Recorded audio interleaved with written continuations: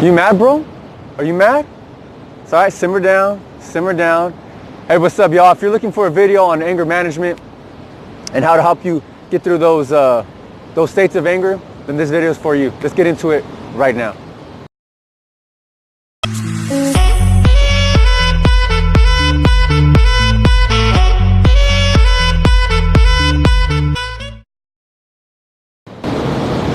Congratulators!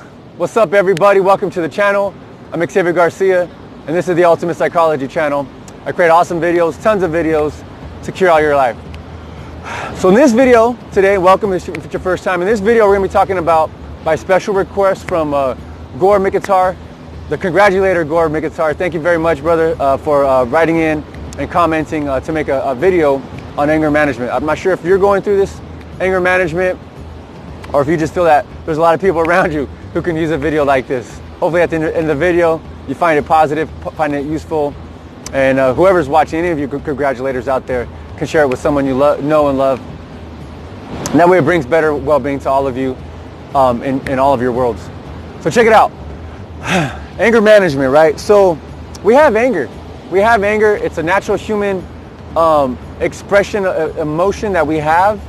You know, I love all the full spectrum of our emotions, all the colors of the rainbow, and they're all positive in one way, and they all, in one way, for the most part, especially like with an emotion like anger, it could have its negative side effects, right? You play with fire, you're bound to get burned. You play with water, and you can get drowned. So it doesn't matter whether you're a fire, if you're a water, whatever kind of element you are, there's pros and cons to this. And so with anger, it's the same thing, it's the same issue. Myself personally, you know, to take you on a little bit of a story, take you back in time, little Xavier, young Xavier, back in 8th grade, right? I remember I was having this culmination of, so I can give you a backstory to let you know that, you know, hey, I've had this struggle, and it's something that still comes up to this day. But back in 8th grade, to keep things short, because it's not about me, it came to a culmination of my experience, my fits with anger. I was very frustrated with life.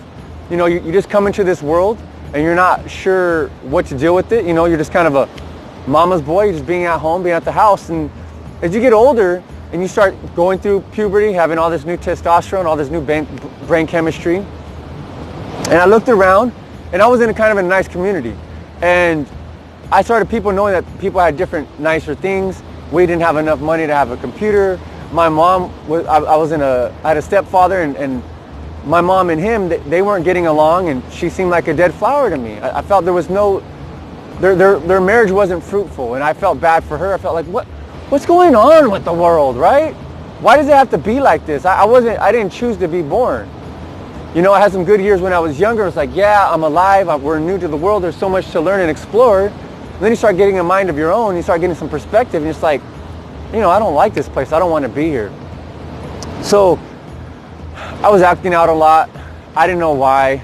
And, you know, fortunately we had the resources to go seek out counseling. And all they really basically did was they tried to give me drugs. I didn't want those. I didn't feel that those were tend to get to the real issue, the core issue of the what I was experiencing, why I was experiencing it. So I deflected those, but kind of my outlet was I got to do something, because I know anger is not productive, it's not constructive, it's not helping anybody, and it's also damaging. So my relationships, myself, my personal.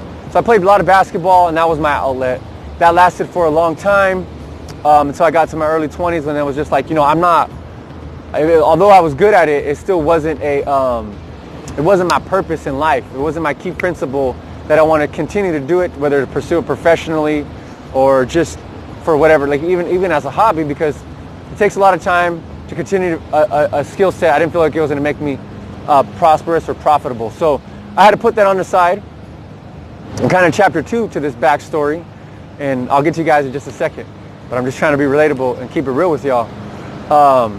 You know, I ended up in a job, and it was a fairly dead-end job. All I had was a high school diploma, and that's just the way I saw the world. I thought your ability was only based on your education. And so I thought like your education was, you know, it caps your ability to grow and to be, you know, financially successful in life. So there was a time where I got frustrated, and you know, the story is my mom was coming in to visit me, and I was real proud. I was like, Mom, I want to show you where I work. So I was happy. She couldn't make it. Basically, end of the story, she had a flat tire. She couldn't make it in. But I was telling all my coworkers, hey, my mom's coming in, and I thought they would, like, you know, be happy. Oh, that's cool, your mom's here. Well, then they started making a lot of locker room jokes. I won't get into specifics, but it got real bad, and then I got real angry. Someone finally realized that I was really upset, and they brought me aside, and someone at the last minute said something else real bad, and I went into a blind rage, a blind anger, like a blind act of passion. And I walked over to that dude like hard, punched him in the face, and then walked away. And I'm like, that was the end of it. You know, afterwards, he kind of gave me some respect because he knew what he said was wrong, and he, you know, that I'm just being, you know, protecting my mom's honor.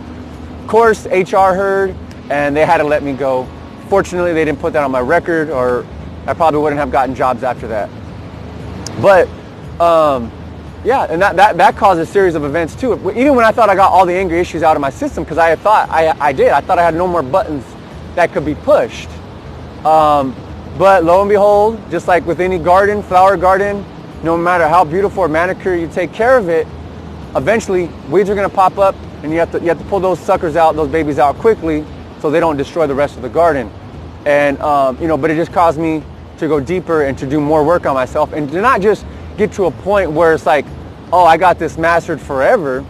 It's just that I'm aware that these things can come up, be aware of my triggers, know what they are, and then having the tools and the skills and the experience to get through those a little bit faster and at a mastery level.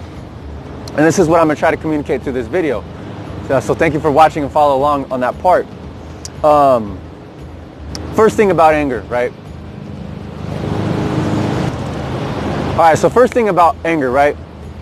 And this, I read this through Tony Robbins, and he put a great perspective on this. I don't know where he got it from, or if he just innovated it himself. Is anger comes from a standard not being met.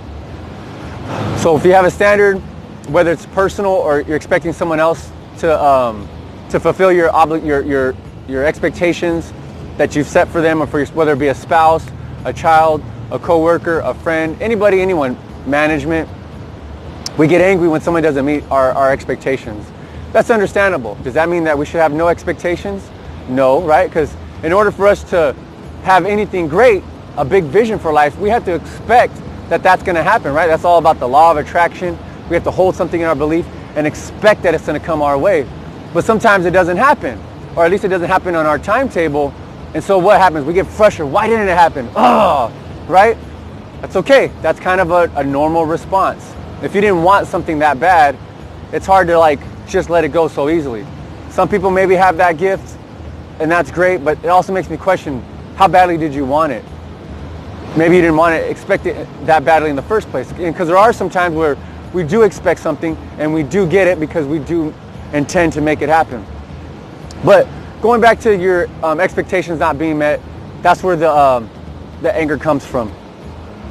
So when anger comes from someone else not meeting your needs or your expectations the way that you wanted them to, they're not going to be able to get it. And this is something I've had to learn with my relationships with other people. And this is the hard part, right? This is where you might want to stop listening, because now I'm going to start talking about taking personal responsibility. It all comes back to you, because these are your emotions and you need to take responsibility for them. There may be a cause out there that came against you, and it made you have that reaction, but you have to work on having those reactions before those things happen. You need to be prepared. If you're not, either way, you can never blame it on outside resources. It's all internal, it's all within you. And that's great, it's great power if you own up to it and you accept the challenge of responsibility. So the responsibility comes that you have to develop yourself, you have to experience and develop personal growth, self-growth, and then also communicate to these people or this person that they're obviously one, and you have to want to be classy about it too. Give them grace, of course, first. That's a hard part, forgiveness, grace and forgiveness. Okay, it's like, all right, cool.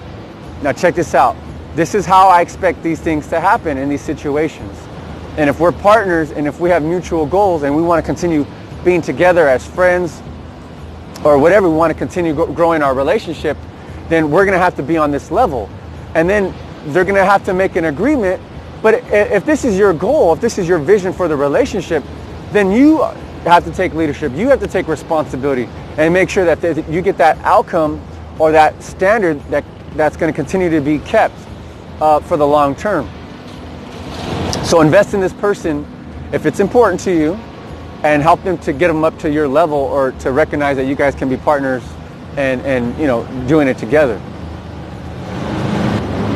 All right, so as these things are happening, I also want to express that there's a great question that comes about. Whenever we see something happen or take place, we're like, oh, I know what that means. That means that you don't like me, or whatever. Or, and we've been taught this technique, like if someone's in traffic and they cut you off, or they're speeding by, what are we told to do? Oh, maybe that person's, they're having a bad day, or they have to go to the hospital. You don't know the reason why someone is acting the way that they're acting. So again, you have to take personal responsibility, and you have to add a new meaning to the context of what just took place. Because your mind initially needs to make sense of the instance, the occurrence that just happened, the experience. Now, once you have that initial interpretation, you have to ask, does this interpretation serve me? And that's why we can ask the question, what else could this mean? You have to start thinking, what else could this mean? That doesn't mean that you just reframe it. You don't change reality. You don't lie to yourself. You're still keeping it truth. And even if you don't know if that person who cut you off is going to the hospital, or that person who flipped you off or gave you the bird or said that kind of snarky comment is having a bad day or not, maybe they just have a bad life, right? It allows you a moment to take a quick step back and to separate yourself from the situation. So that way you can get a breather in, or you can go get yourself a glass of water. Other techniques are which I love doing, this is a holistic approach, and I'm going to segue here. This is a holistic approach when it comes to your anger. You got to make sure you're eating right. This is a biochemistry thing. You have two parts to it. You have the meaning you attach to the situation, and your physical health, your well-being. So you need to be exercising regularly, or something that allows your blood flow and your circulation to happen, so that when your blood, when you spike, what is that called? It's when you have anxiety, or you have your high blood pressure, it spikes. If you're not healthy, it's going to be harder to manage these things, right? So you want to make sure you have your diet is good, your exercise, aerobic capacity is good. So that way your physical body is ready and prepared and strong enough to handle these situations, these stressors in life, that your neurochemistry is in balance. And then you have to have the second part, what is the mental part, the mind part, where you have to begin to have new messages or meanings to the events that take place, the circumstances. So again, remember to ask yourself the question, what else could this mean? Whether you say it out loud or just you say it internally, be sure to ask it. Another great little insight that I like, and I was really upset the other day, and I felt like that spirit of anger kind of it had me in bondage, right? And I finally broke through, because obviously I'm a Christian, and I remember reading the part in the Bible where Jesus is on the cross and he says, Father, forgive them, for they know not what they do. And just like that released me, boom, it broke the chains, allowed me to have grace, and it gave me a perspective of, I have these high expectations, these standards, these ideals, and, I'm hurting people who love me, and I'm hurting myself by, not being the bigger man, being the person, and not letting them off the hook, starting over. And it's okay to start from ground one, just get back to ground zero, so we can build back up again. If a slower rate, it doesn't matter, at what pace that we do it at, as long as we continue to build and we get our eventual outcome. And besides, it's not really always about the outcome, it's about the journey, and it's about being together. So that's a point I want to make about reframing the experiences that we have in our life. And you might have a reason to. These people might violate you, they might have a violation, and it's okay to get angry. I'm not saying don't get angry. That emotion is a signal that is useful for you, that you need to act on, that something is wrong here. If you kind of are just a pushover and just let anybody do what they want to, you're not living a life. And now you're a pushover, you're a jellyfish, and you're no good. And that's actually wrong, okay? If you have a wrong, you make it a right. This doesn't mean that you go berserk or be a jerk or anything like that, or you cross them back, but it's about making the situation right again. But don't confuse being a pushover with being cool, right? Like, we want to have a state where we can be totally cool and be graceful at all times, and that like we're like a master, a ninja master, that whatever situation comes up, we're cool with that. It's cool, brother. It's cool. It's nice. You have plenty of grace, and there's an appropriate time for that. You know, it's like if we're at a birthday party and someone does this, you know, you don't want to wreck the day or ruin the mood. You can address it later and get back to it.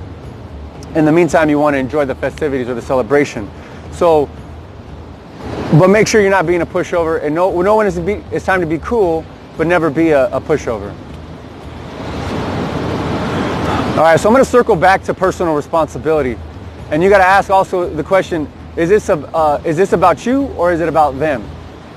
I remember being in a situation, having the example of, you know, I was really stuck hardcore on a belief, and sometimes it's hard to admit when you're wrong, and it's even harder when you have to change a belief that's a long-held hardcore belief.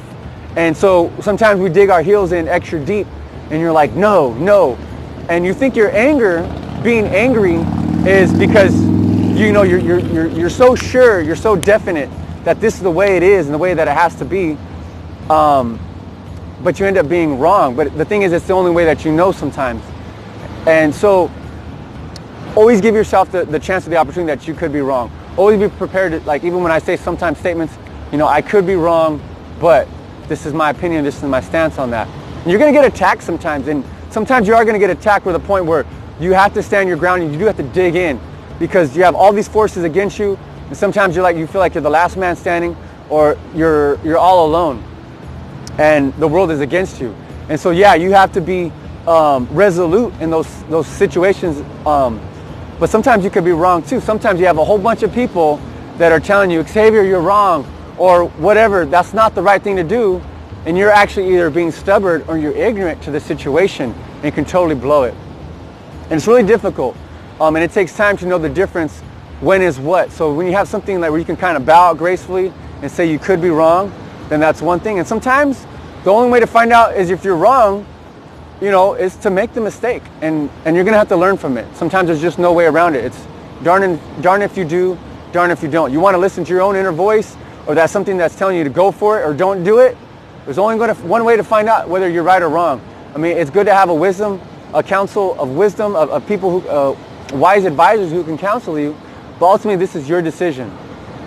And you'll learn from your mistakes, God willing. If you got to start over and it's a tragedy, then so be it.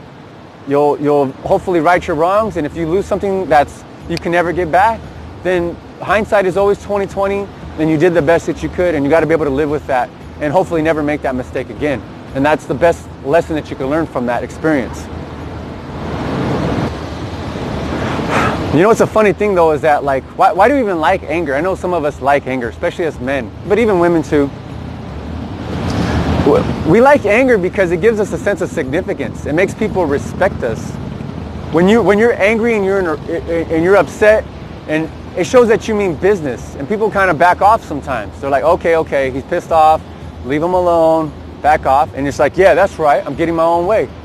And so we step into that, and we get emboldened by that energy, that state. It's not really productive long term to have that, and sometimes it can be effective if you're using it for some kind of positive reason. Maybe we feel masculine when we do it. Obviously, if we're working out in a gym or doing some kind of exercise, we can bite down into our grit and get angry about something, like, no, right? Or if someone's breaking into your house and you're going to use a lot of anger to make sure that you protect your babies, right? Your family. So this is how it can be a positive thing. But it shows people that we mean business. Also, it's like if you're really angry, people are like, you know what, this guy's crazy. Let's leave him alone, right? And so it gives us a feeling of us being in control, and it's maybe a kind of a manipulative thing or an immature thing, but that's maybe one reason why we do like it, at least in that context. But I want you to start embracing anger, actually. And I want you to see it not as a bad thing. It's not wrong. as I mentioned earlier, to have anger. It's not sinful. Jesus said to not sin in your anger, and obviously he was upset. He was upset when there was a den of the thieves in the church, in the temple. He knocked over all the tables and everything. He wants his Father's house to be a holy place. So obviously there's a rightful and a righteous place for anger. It's just that we don't sin in our anger, right? We don't make personal attacks on people. We don't break the law in our anger, perhaps, right? But we do want to embrace it, and that it's a gift. It's a gift from God. It's an emotional thing. If we want to live a full life, and that was one thing about me not wanting to take drugs.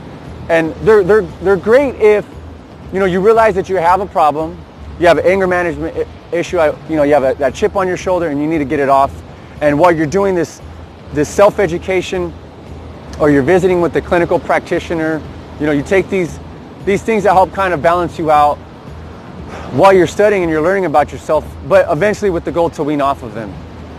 But I didn't want them ever from the beginning, even though I did take them for like a week or two, and if that at all. I didn't want them because I want to experience life. I want to be fully alive and deal with reality the way that it is. Because that's the only way to know that I'll get that sense of accomplishment, that I overcame my challenges and my struggles by dealing it, fully alive and in real life. But here's kind of maybe the biggest takeaway from this video that you're watching. And if you're following along still, thank you very much. I appreciate and I love the support, and I hope that you're finding this useful. But rage, which is like a peak state of anger, is your superpower, right? What? Yeah, I just said that. Rage is a superpower. And see, the thing is here's my belief and my perspective, the way I've seen things, is that we're all born with this unsolvable problem, this immeasurable thing that we have to overcome, this boulder that we have to remove in our lives for us to feel like the way that we're supposed to feel, happy, right? This blissful place where we feel serene and having this sort of spiritual heaven on earth, right? Here on earth. We don't have to wait till our afterlife to feel these beautiful emotions and these experiences, these thoughts. But we have to remove this boulder, and to use that, sometimes it takes all of our strength. And rage is going to help you conquer that. It's going to help you overcome of it. Your goal is so big that it's going to need all that rage for you to become successful. All right, and so the way that you use your anger for you to become successful is that, for example, like if you're in class, you're in school, and you just got your report card, found out you got a D in your class. Oh, and that pisses you off. You get angry, like, oh, I can't believe this. I studied so hard, maybe, perhaps.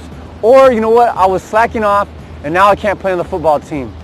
And now you're upset, you're angry. You can go in the kitchen and break some dishes. You can go punch a hole in the wall. Or you can get that energy, that massive amount, right? It's huge now, right? You're angry, you're upset. You can get it, you can harness it, channel it, and make a commitment. Use that, funnel it into your focus of, now you're gonna take your studies seriously. You're gonna study for your next test. You're gonna go to the teacher, ask, what is it that I need to do to get my grades back up, or to get them to the level that you want them to be. And that's how you would use that rage and that anger to be productive, right? So you have more productivity in your life. Again, use it, channel it.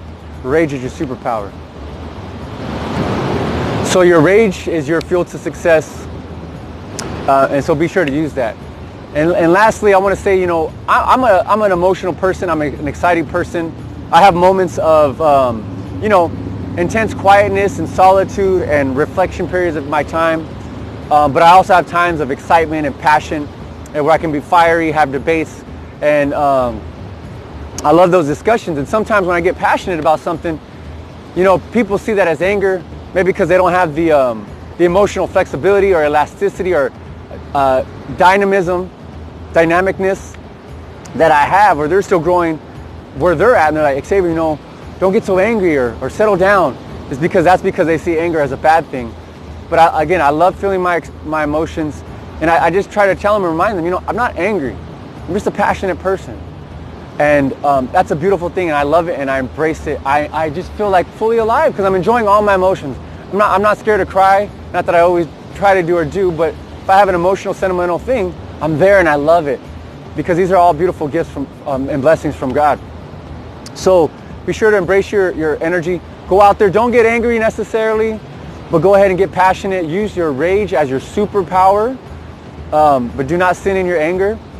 And of course, putting love first allows you to live the life that you're meant to live. I want to thank Mike and Augie for visiting me during the creation of this video. You guys stopped by here at the beach.